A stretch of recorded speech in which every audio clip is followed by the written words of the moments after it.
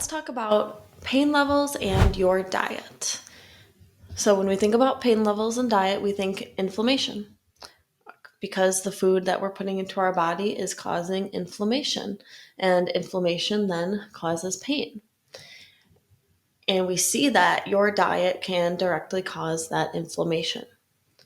I know dealing with fibromyalgia can be incredibly tough, and managing pain is a huge part of it.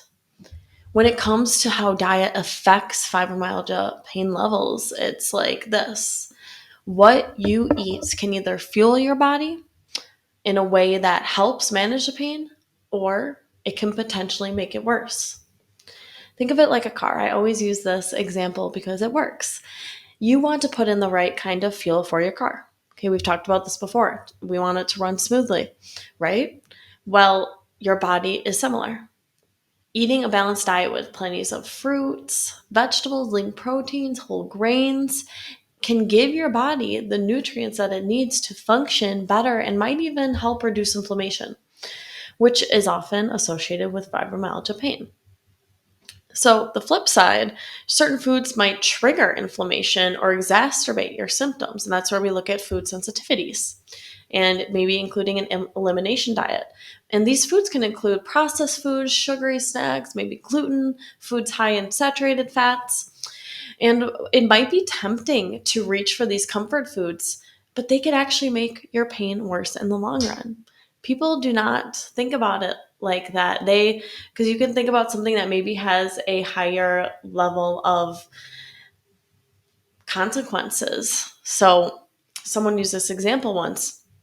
No one wants their significant other to cheat on them. No one wants their significant other they don't want to be cheated on by their significant other, or any kind of situation like that. And some people think, wow, that is so terrible. I could never do that to someone, or I would never want that to happen to me. Yet they put these foods in their body that are potentially causing their fibromyalgia symptoms or all these other symptoms that hinders their everyday life. They think that's less of a consequence than the latter.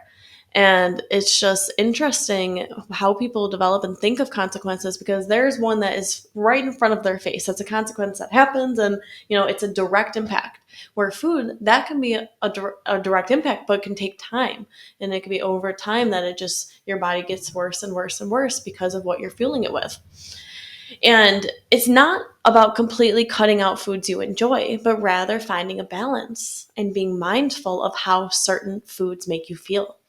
Keeping a food journal, a food diary can help you pinpoint any triggers and make adjustments accordingly. Remember, I am here to support you every step of the way. If you ever want to talk more about diet and how it can impact your fibromyalgia symptoms, or you need help figuring out a plan that works for you, I am all ears. Okay? You are not alone in this journey.